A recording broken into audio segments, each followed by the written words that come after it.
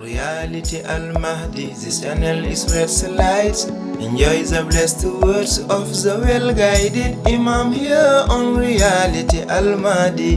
Nothing but haqiqa on Reality Al Mahdi. Assalamu alaikum.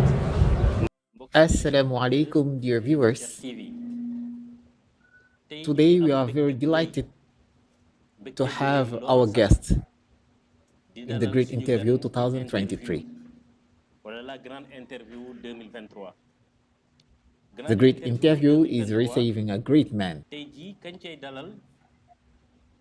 a holy man, but also someone who even his silence makes noise in Senegal and in the diaspora. We receive the missionary of the end of time, Imam Al Mahdi Al Muntazar, Seydi Mouhamed El Cheikh. Seydi Mouhamed El Cheikh, we salute you and sincerely thank you. Thank you because we are waiting for you, as we want to hear from you about what is happening first in this country and about your mission, and finally about news from around the world.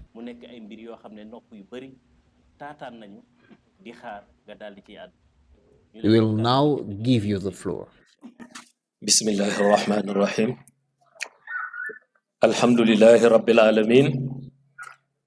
Allahumma salli ala Sayyidina Muhammadin al-Fatihi lima ukhliq wal khatimi lima sabaq nasiril haqq bil haqq wal hadi ila siratikal mustaqim wa ala alihi haqqa qadrihi wa miqdarihi al-azim. Mr. Adama John, greetings to you and welcome to Medina Sheikh. We thank you and your team, Medina Sheikh TV. We will, inshallah, answer your questions. Seydi Mouhamed El Cheikh, we will start these questions with your mission. Last year, on the same day as today, many were present. The day was memorable and generated many comments. It was the day of the enthronement for your mission of Imam Al Mahdi. We even remember that Medina Sheikh was filled with people who wore green clothes, and it was to show the beginning of the mission. A zikr was chanted, also called the hymn of the revolution of lights. Seydi Mouhamed El Cheikh, what assessment can you draw after a year in this mission? I just want to clarify that we are not just claiming the mission of Imam Al Mahdi, but we are proving it. We are currently proving it. The event that happened on January 29th, 2022, as you said, everyone was present. The zikr of the anthem of the revolution of lights, that is Allahu Nuru La ilaha illallah, had resounded.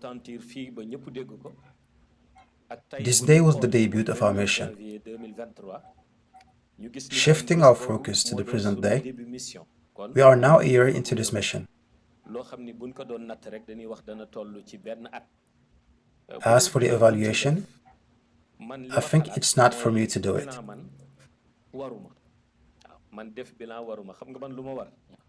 I'm here to follow and execute the orders given to me.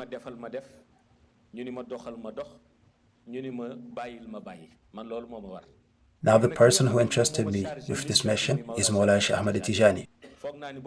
If there is an evaluation that needs to be appreciated, whether it is positive or something that needs to be added, I will leave it to him. Nevertheless, since January 29th, 2022, we went to all the places we were instructed to set foot and conveyed a universal speech towards the Muslims.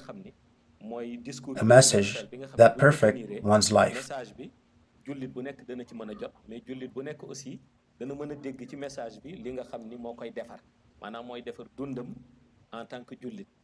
I believe this message was delivered to the places we were told to deliver it, to those who were not present, and needed to hear this message, our companions carried the message of other lines of communication so that everyone could benefit from it.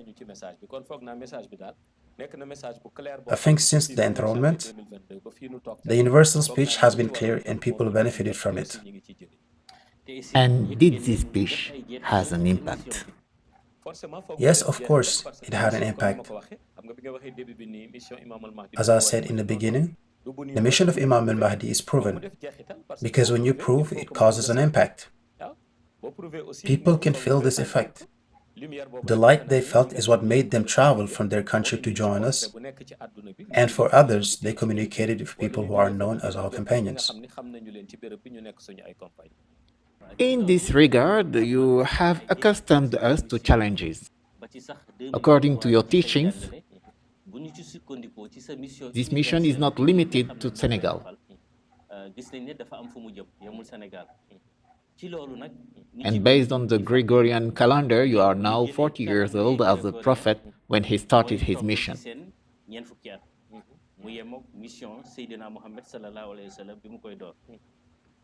Can we say that this year, 2023, will be a year of expansion, not only for this country, but also around the world? If you remember at Chess 2017, during my first national tour, I think you can verify it as the video is on the internet. When I announced that, I told Mawlaya Ahmed Tijani that the message he asked me to deliver is shaking the country. That's when he told me that the launch is in 2022, but that the mission will really start in 2023. So in 2023, we expect to do more than in 2022. But as I said, since we have a roadmap to follow, if at any time we are given instructions to follow, we will do so as such. Whether it is inside or outside the country, we will fulfill the orders. Hence, we are currently listening to the directives. However, if a mission is real, there must be progress after each step. Because people say that truth always rises.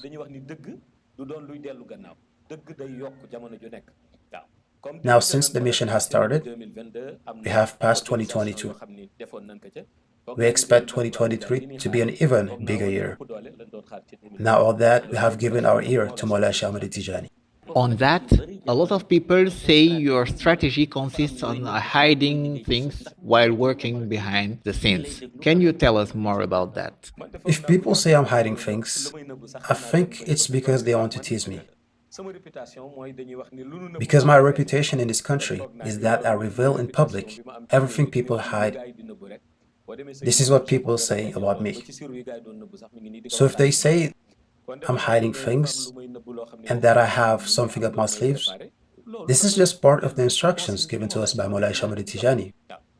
Because concerning the mission, even if the companions and the others who follow it want to know where we're going, they will only know what Mawlaya Ahmed Tijani Sharif tells me to reveal to them.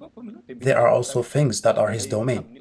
You have to know that people will only know their information when the time comes. It's part of the strategy. The universal mission, which is currently in progress, is under a spiritual organization which is the Tariqa Tijaniya. There are numerous Muslims in the world, and many do not see themselves on this path. And there are even others who reject it. How can the speech of Imam Al Mahdi convince those who do not believe in the Tariqa Tijaniya and those who are not Muslims? Yes, you know about Imam Al Mahdi. The reason why one cannot wake up and claim this status is because the soul of Imam Al Mahdi has what is called attraction in light. But here, people who are not Muslims come to express their love for us. I said this even recently, during the Mawlid. Christians came to tell me that they were passionate about me. And even people who don't speak Wolof, it even makes you wonder. But Imam Al Mahdi has a soul that attracts people in light. Now this attraction in his soul that draws people to the light, when these people come to him, regardless of the environment, they will come to join him.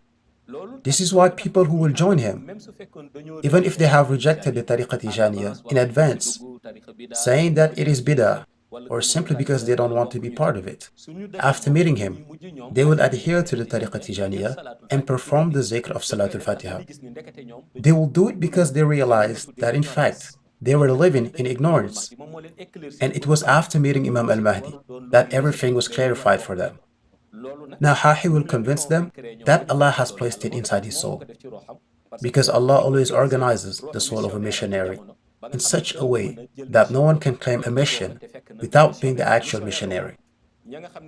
People who do not even know the amount of light or the reality of the missionary will have more certainty about him than those who are close to him. This mission is undoubtedly great. We also see that Imam Al Mahdi will be a future leader.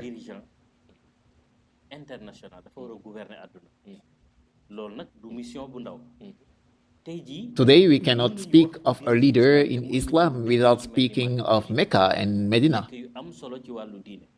Currently, Saudi Arabia has a royal family.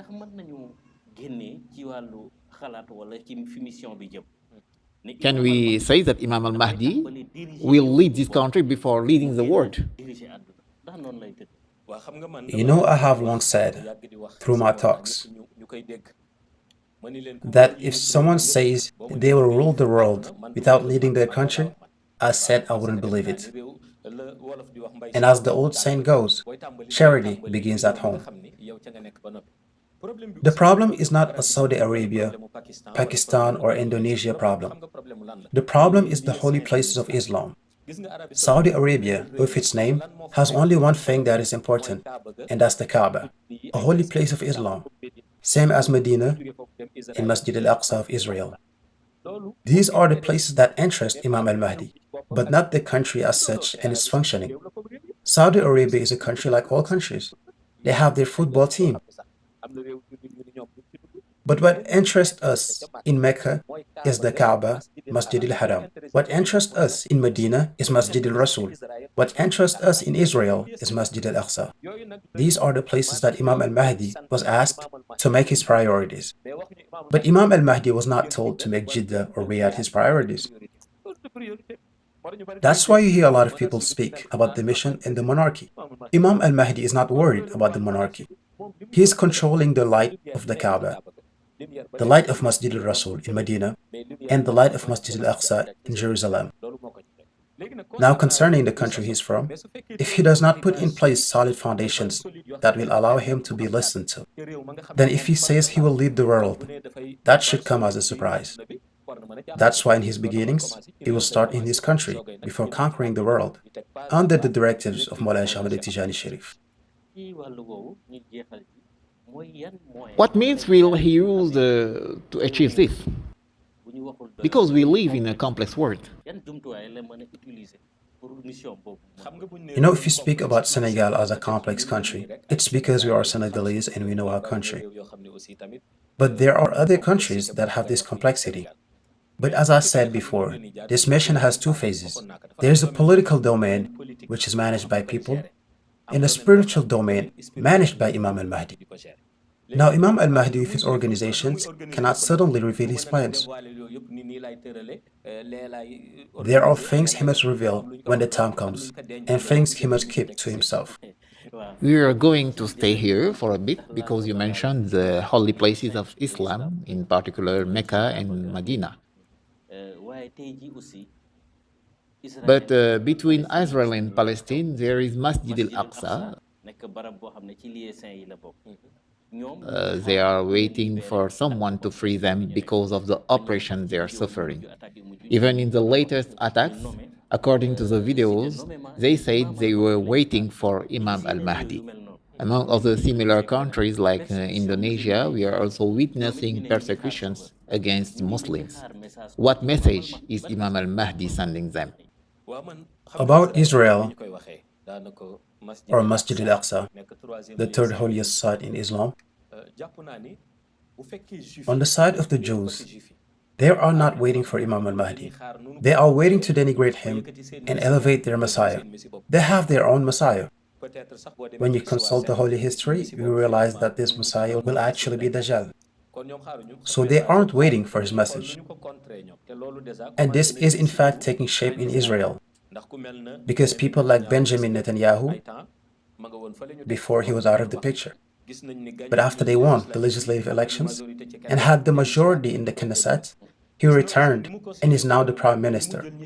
The way he constituted his government, you can see he surrounded himself with extremists, people who even Jews don't trust.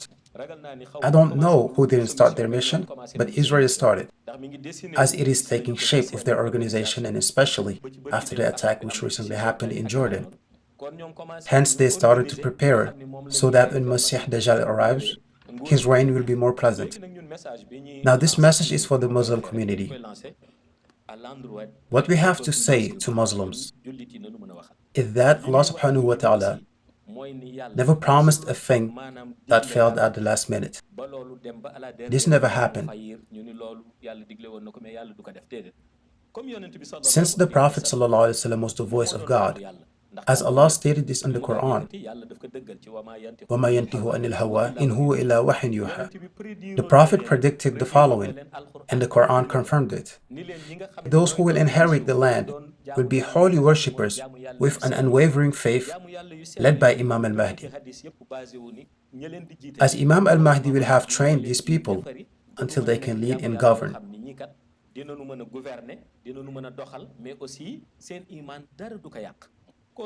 With that being said, they should be patient and bear in mind that Allah's promise will one day come true according to the predictions of the Prophet and the confirmation of the Quran.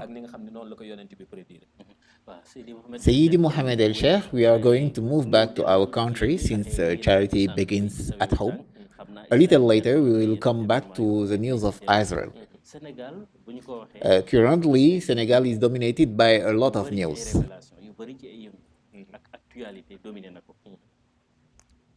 Recently, a report has been published by an organization called the Cour des Comptes.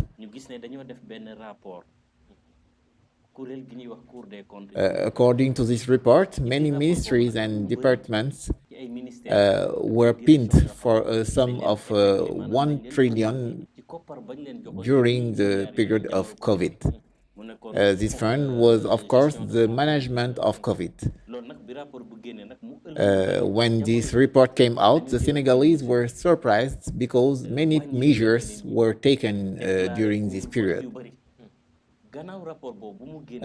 What do you think of this report?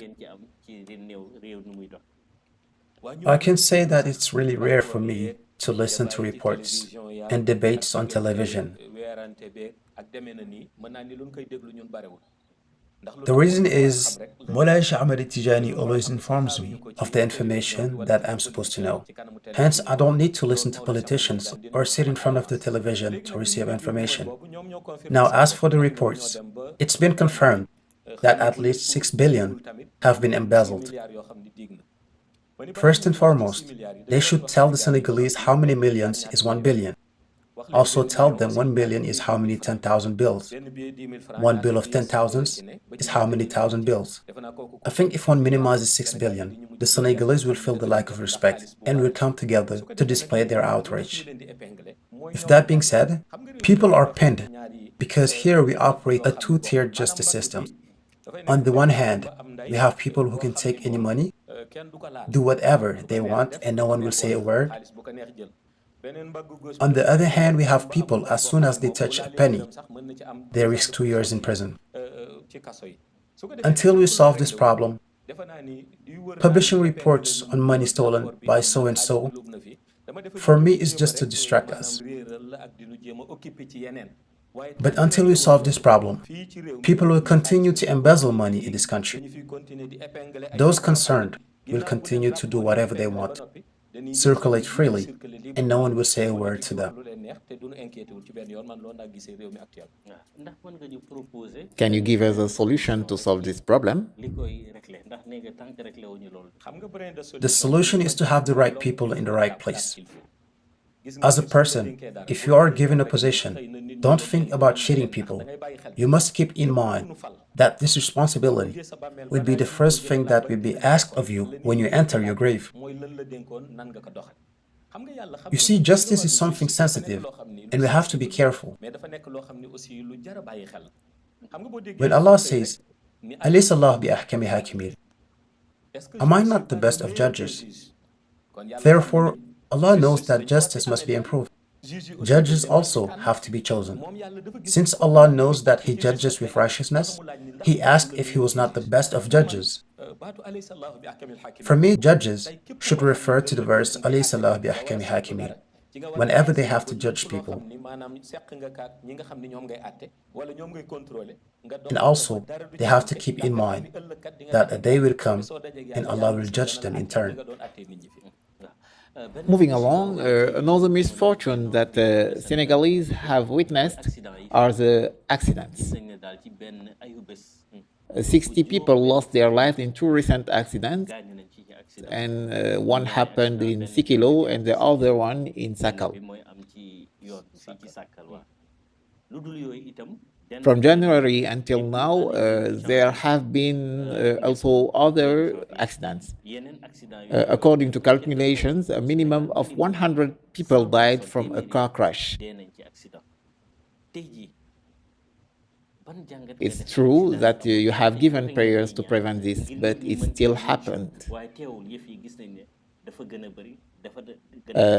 What can we learn from this? You know, I didn't wait for accidents to happen to give prayers. I had warned the country from the beginning of the most dangerous branch of the jinns that entered our country, and that our war with them has not yet ceased. It was then that we gave out prayers to prevent this from happening. We warned them several times. The previous elect of Allah also made several warnings regarding the jinns. For me, the reason why the accidents keep happening is because the government has not yet consulted the real mystics in order to strengthen this country, to repair the roads and make the country develop the way we want it to. I think they have not yet consulted them. Those who can end these accidents are the mystics who fight them day and night. But the government has not yet consulted the mystics. Maybe they are relying on witch doctors who tell them to sacrifice cows and such. But if it's in terms of sacrifices, I believe the jinns have a lot more animals than us, and they can kill as many as they want, as they have the wealth. Those who know their environment know that they like everything except wealth and animals. Now this fight is not going to be sweet, because those who tell the government to make sacrifices do not know that the jinns can double those sacrifices and prepare to cause more accidents. What you have just said reminds us of the sentence of Socrates. There will be no rest in the city as long as man of power and mystic do not meet. On that note, people would like you to give us a remedy for these accidents. But I gave you this remedy a long time ago. When I announced that a branch of jinn had entered, that's when I gave the prayers, and people shared it on the internet and on WhatsApp groups. Very recently after the accident, many shared our previous videos where we talked about the Afarid jinns. But you know, Senegalese are people who wait for an event to happen, make a status, and then forget about the event until another one happens. But the remedy has already been given, and people must recite the prayers before getting into the vehicles. I even reminded this when we were in Kolda. But above all, people should recite prayers before leaving their homes. As for the Afarids, the prayers are not enough to bring them down, but the fight is between us, Ghaib, and them. This fight may be long, but we will win it eventually. And it is because of this victory that they will run until the arrival of Dajjal to become his soldiers, as they will seek revenge. This fight is not won in 1 or 2 days, but we will eventually win it. They will run and will wait for the arrival of Masih Dajjal to come back, because Allah also organized the earth this way. On a related note, measures have been taken to decrease accidents. Among them are the prohibition of driving at night, overloaded cars, and even old tires are now prohibited. And these measures caused a lot of noise between the government and the carriers. I agree on some measures. I agree that overloading should not happen with any means of transport. I also agree that cars should not carry bags that are twice the size of their car. However, the measure I disagree with is the ban on buses that run at night. There is no point. This will just create a lot of traffic.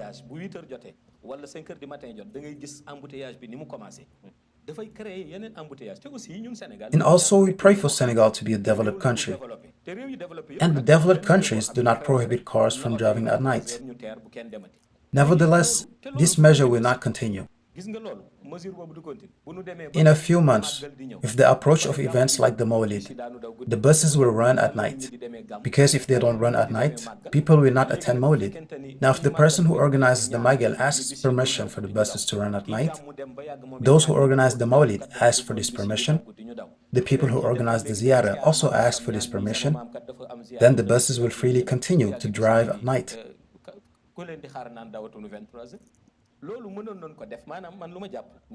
For me, the solution is to strengthen the security forces so that they are on the roads to control driver licenses, control the places people receive their licenses, and also control grey cards. In addition, a speed control must be put in place so that drivers respect the speed limit. But to tell the bus drivers to park until 5 a.m., that is not the solution. However, I think this measure was a reaction to calm people down, but it won't continue. I believe that a country that wants to develop is not going to ban drivers from driving at night. Thank you for the clear answers. We want to remind the viewers that they are watching the great interview with the master Seydi Mouhamed El Cheikh. Seydi Mouhamed El Cheikh, still speaking about news concerning this country. Is there an evolution of justice because there have been arrests, in particular Karim Wade, Khalifa Babakar Sall, both were imprisoned.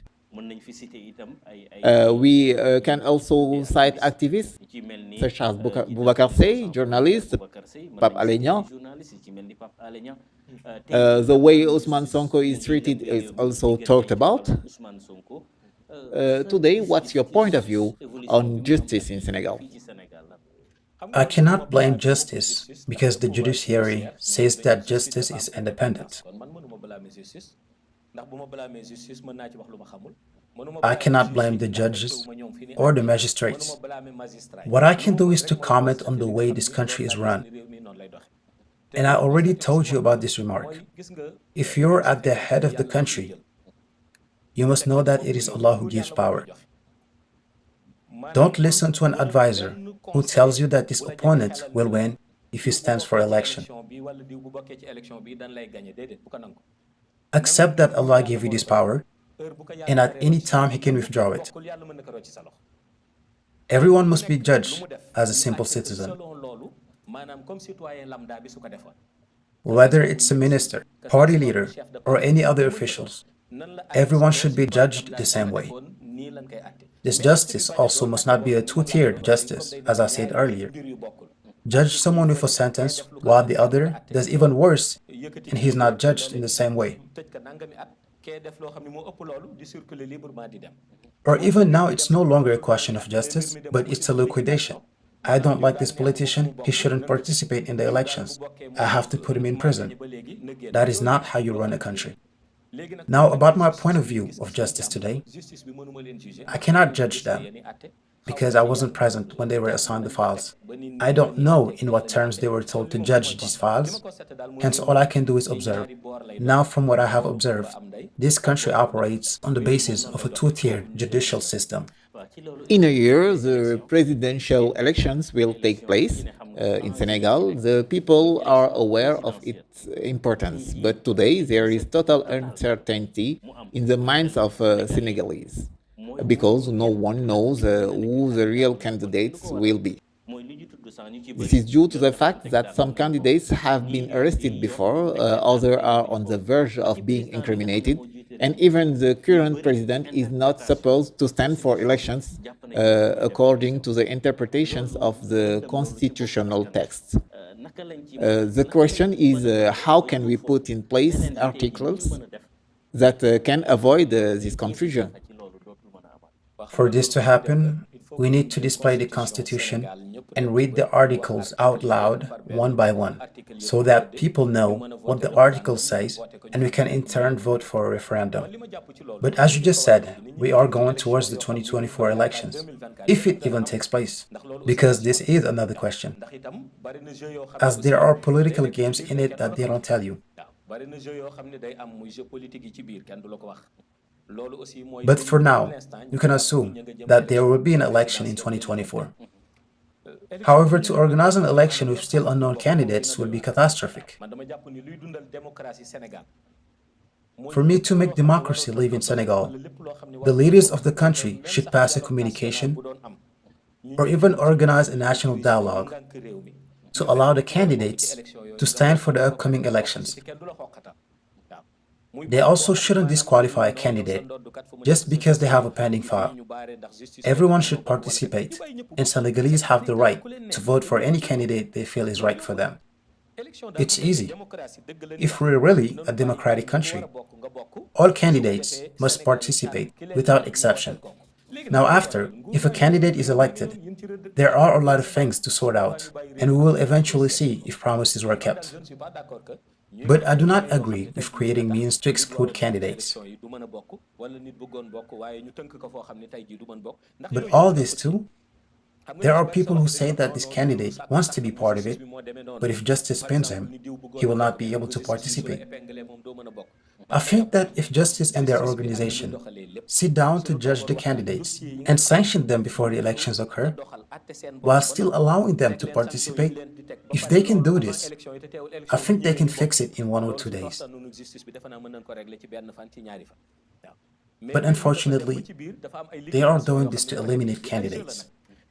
You know why sometimes I don't want to comment on your news? It's because I know a lot of things that the people of this country don't know. There's a lot they hide in their files, and I know their plans. That's why I'm not going to sit and pretend I don't know anything. Let us pray that the elections will take place in 2024, and also pray that each candidate will participate.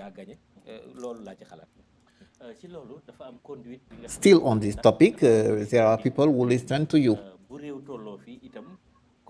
And what you know can benefit people. Is there a way for us to know this information? You have to know. What concerns me, concerns me. There are things that cannot be revealed, which comes from the domain of ghaib, as they inform us about everything. Everything concerning our companions. If they ask me my opinion, I will tell them. If they don't ask me my opinion, I will give them orientations. But everything that is a government secret or something that should not be revealed, I'm ready to reveal it if it is a question of protecting this country in every way. But there is nothing about it that can stain our democracy.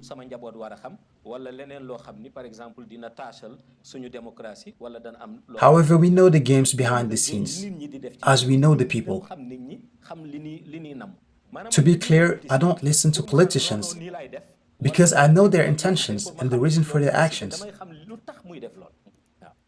Now, if they meet with us privately, I will tell them about their plans. And I think they already know that a lot of things they hide are known to some people.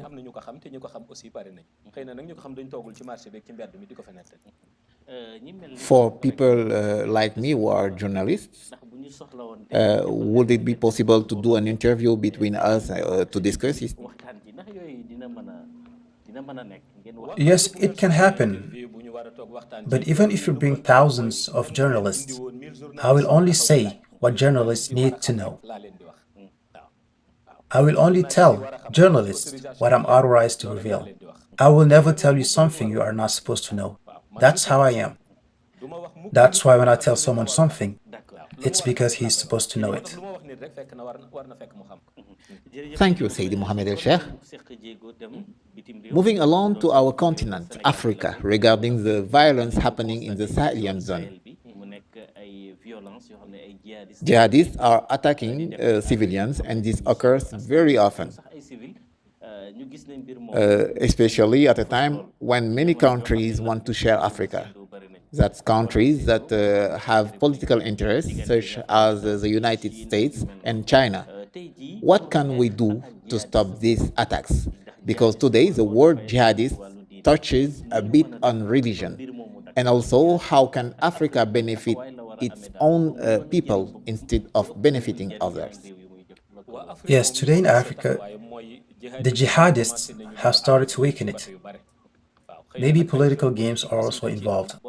Because if you noticed, on the west side of Africa, countries are chasing away friends in their army to build a relationship with Russia or China. We can say that these are political games, but the countries also look at their interests. As for the jihadists, many labeled them as if they were part of Islam. But those groups promote what is called organized crime. You know, Islam is always harassed, that if one stands up with a Quran, a gun in his hand, and says Allahu Akbar, and people say Islam. No. There are many people who are called jihadists when they don't even pray or know any verse from the Quran. They don't even follow the teachings of the Prophet.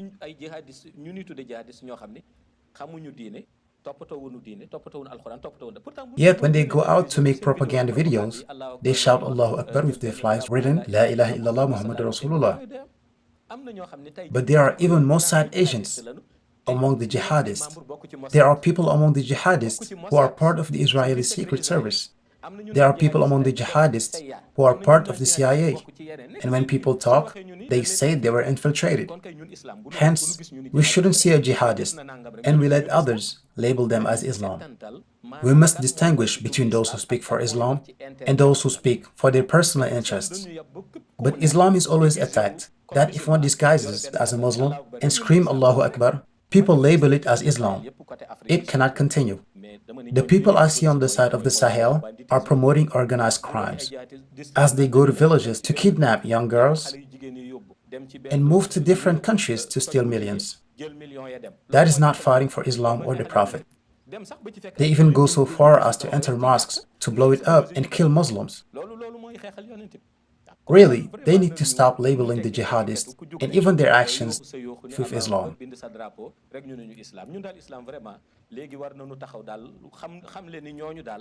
Those who encourage these groups by giving them weapons to divide countries with this divide and conquer political tactic should talk together and remove the labels they put on them. As Islam is about peace, Islam is about being together, Islam is about helping one another, but above all, Islam is about forgiveness. How can Africa stand on its own and not give its resources to others? In any case, for Africa to fend for itself, it will be difficult, because someone who is elected prays to die with this power, his son as well as his grandson, and that's not how democracy works. If you are elected president, you must know that this country is not yours. At the end of your term, someone else will take your place. But if here in Africa the presidents only think of staying on the throne, after them their son and their grandson, if this is our mindset, then we will be behind on our progress.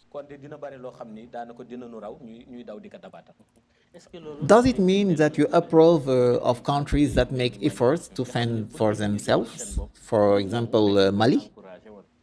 Yes, I can encourage a country that can manage on its own, but I also encourage more a country that knows the way and has the means to do it first. If a country knows how to stand up on its own and has the skills to develop as a whole, then I will tell that country to go on its own. But unfortunately, you see someone who doesn't even know how to organize his house and wants to organize a government. Sometime later, he wants to organize his country. Sometime later, he wants to organize the rest of Africa. However, going on your own is good, but knowing the way is better. We will return to the news of Israel because the National Security Minister Itamar Ben-Gvir visited the Mosque Al-Aqsa. And he also mentioned the annexation of Jordan. This trip provoked many reactions in Israel, and it looks like Palestine will be probably alone again in this fight against Israel. Today, who can defend Palestine? Palestine, like I said, their situation is written in holy history. It will be difficult to defend them in a way. But also the reason why the National Security Minister, someone who is part of a newly formed government, went to the esplanade of the mosque to simply provoke. You know what hurt Jews the most? It's the fact that Masjid al-Aqsa is the third holiest site in Islam. They don't even call it Mosque al-Aqsa. They call it the Temple Mount. Because for them, this place is a synagogue, a place for Dajjal. If you remember when I taught the history of Dajjal, I said the reason why he gains many followers, wins elections, stays in the Knesset and becomes Prime Minister of Israel is because Dajjal promises Jews to help them win their fight. What hurts the Jews is the fact that Masjid al-Aqsa is the third holiest site in Islam. What they want is that name removed completely so they can claim it as their own. Since the majority of Benjamin Netanyahu's government are extremists, the National Security Minister's first provocation was to visit the Mosque Al-Aqsa. This was just to provoke the Palestinians. As for the annexation of Jordan, they have been working on it for a long time. This is what has given rise to the recent tensions.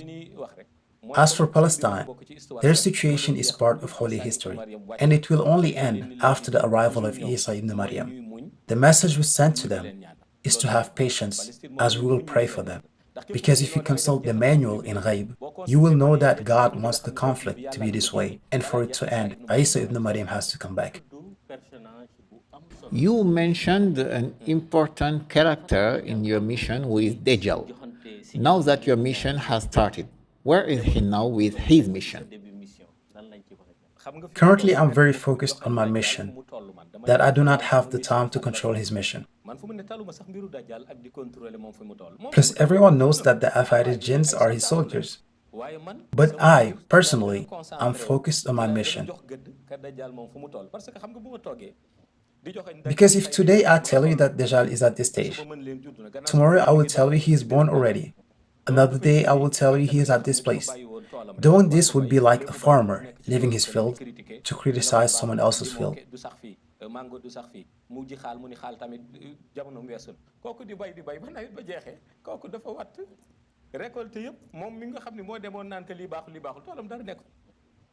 Therefore, if I tell you every day about the progress of Dajjal, my mission will be delayed. At this moment, I'm focused on my mission. If it's time for him to appear, he will appear, as no one can stop it from happening. When it's time for his appearance, he will appear. However, it seems that Dajjal has a shadow of himself. There is a phenomenon in Israel. A person named Yanukarav is performing miracles, and he currently has many followers. And there are even some who consider him as the Messiah. Israel being an anti-spot of the mission, what are your thoughts of this? Is this Dajjal rolling his carpet? No, he's not rolling his carpet. You know, I said before that there are many things that the international press say on television that people don't really understand the real meaning. Before 2022, the greatest Jewish rabbi in Israel summoned the Jews. He told them, I have consulted the Bible, I have consulted the Torah, I have also consulted the Gospel. According to the writings, we spotted a star in the sky, and whenever that star is found, a Messiah will appear. This Messiah will be the Messiah we've been waiting for. This was announced by the greatest rabbi of Israel. Now he waited until 2022 and didn't see this Messiah. The Jews then gathered. We have to know, people come to them in synagogues for advice, and they even have a voice in government.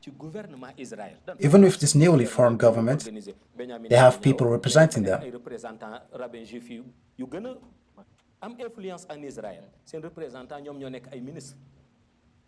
They waited until 2022, but did not see the Messiah. So they held a meeting, like people do in the Christianity religion. They did what is called a conclave. They held a private meeting. They chose one of their own and told him to come out to the public. Once you're out, we'll tell people you're the Messiah. Half of us will follow you, and maybe you might be the expected Messiah. Now, since miracles are easy for many, be it Jews, Muslims, or mystics, they told him to perform miracles so people can follow him. But currently, the people who denigrated him outnumbered the people who believe him. But I just want to tell you, it's not someone who appeared. It's a person that they organized to reveal him to the general public. Since they had announced a Messiah and they saw nothing, they brought him out. And if no one would have come out, the voice they have in the Israeli government could diminish. He's one of them. I think once he gets tired, he will go back to them and continue his work like he used to. A very clear explanation. Still regarding the news internationally, we recently saw a Hydros act coming from the country of Sweden. A person by the name of Rasmus Paludan burned a copy of the Quran, and it sparked a lot of reaction from the Muslim community.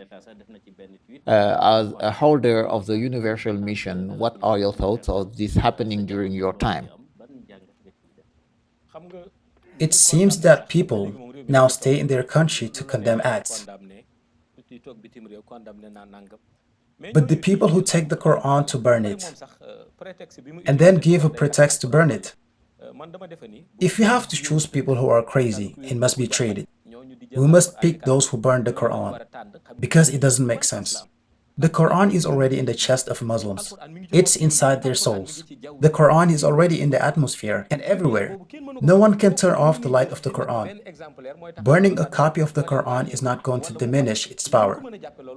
What can be drawn from this is that it is a provocation made by a person who was lost in this life, a person who was cursed, a person who was in darkness. And I don't think it's worth condemning him, but he should rather be taken to a hospital to get treated until he is healed. When he recovers, he will know that the Quran was not worth burning because it is already in the chest of Muslims. We are almost at the end of this interview. Seydi Mouhamed El Cheikh, we are used to hearing a sentence. The sentence is Seydi Mouhamed El Cheikh taught everything. Are there more teachings to be revealed, like many people expect? You know, when you hear that Seydi Mouhamed El Cheikh has taught everything, it means that everything a human being needs to perfect his life, I taught it. Now with this mission, when the time comes to teach a new lesson, I'll do it accordingly. The people who follow us, who are our companions, everything they needed in their life, whether it's spiritual or mystical, was taught to them. This is similar to someone who had just lunch and is now full. But being full doesn't mean he won't have lunch again. If the companions hear another teaching never heard before, they will take it. So what we have already taught is enough to fix anyone's life. But still, our mission had just begun. The codes emanating from Ghaib, if there were 1,000 codes to decode, I can say that I only decoded the first one. So I think by 2075, the codes will still be available. However, new teachings will be decoded when the time comes. Very good clarification on the mission. As for the last one, there is work being done in Medina Sheikh. It seems the road works have started. You previously announced a modernization at Medina Sheikh. Are we currently in this phase? Yes, to modernize Medina Sheikh and make it one of the most beautiful places, not only in Senegal, but in Africa and around the world, is our dream. We have already done the basics, because before a place is beautiful on the outside, it has to be beautiful in the eyes of Allah. We spread a carpet of light under the order of Mawlaya, which made this place mystically and spiritually beautiful. Now for the projects, we will execute them according to the directives that we will receive. Yet if I wanted, the projects could be completed in 2 or 3 days. After you have finished, you can go and do some investigations. Ask our entourage and chief of protocol. How many politicians have been asking me to meet me for months and still haven't seen me yet? Some politicians send 3 people just to see me. Because sometimes people say, why doesn't Seydi Mouhamed El Cheikh associate himself with politicians? There are people who ask this. And yet, I could have taken my phone and did like the others. Call a politician and tell him to help us modernize the place. However, I believe this place can only be upgraded by us companions. With the commitment we have to our mission, I don't think anyone will do it for us. But I just want to tell you, we could have done what the other religious cities do. We could have received politicians who want to meet us. I believe that if a person came to modernize this place, if Sheikh says that this place will be modernized in 2025, even if the latter had the means to realize it, it will not happen until 2025. Therefore, this achievement depends on Mawlaya Ahmad Tijani. However, this place will be so beautiful that people will be amazed at the workers who built it. But Seydi Mouhamed El Cheikh, you are a citizen and you are following a specific path. If these people came to help you build this place, would that change something? I am not stopping them from building this place. I am a citizen of this country, hence I cannot stop them from working. Even if I acquire high powers, I will still be a Senegalese citizen. The mission started here. But I know exactly what these people want from me. Because I don't need to sit down with a politician to know the real reason he came to visit me. But if once I see a truthful politician who will keep his word, I will personally welcome him and speak of his commitment. As of now, this has not yet happened. bu ma gisoon homme politique boo xam ne la muy wax moom dëgg la ci moom te bëgg na ma gis te la muy wax noonu la décidé def waxuma man maa lay dawloo naan la tey ak suba weer bii di ñëw mais man maay génn recevoir la ba noppi dëggal. But these people looking to see me want something, and right now, really, I'm not focused on the things they are chasing. MashaAllah, Seydi Mouhamed El Cheikh, we reached the end of this interview. We will leave you with the listeners. We remind viewers that today we are receiving our guest, Seydi Mouhamed El Cheikh. We discussed with him topics related to his mission, as well as national, African, and international news. Seydi Mouhamed El Cheikh, before closing, we will leave you as usual with the final word. I thank you, Sheikh Adama, and your team as well as the Senegalese people, because above all, I am a Senegalese. Even if my citizenship is universal, I recognize myself in any place where a Muslim lives. I invite all the inhabitants of this country, that is Senegal, to pray for stability. We must work so that the conflicts which are announced and which can be avoided does not trigger. Knowing that if the country is prosperous, it will be to our benefit. If it is going badly, it will be our fault. Let's show solidarity and work together for a better Senegal. To achieve this, we must establish equality and banish injustice from the country.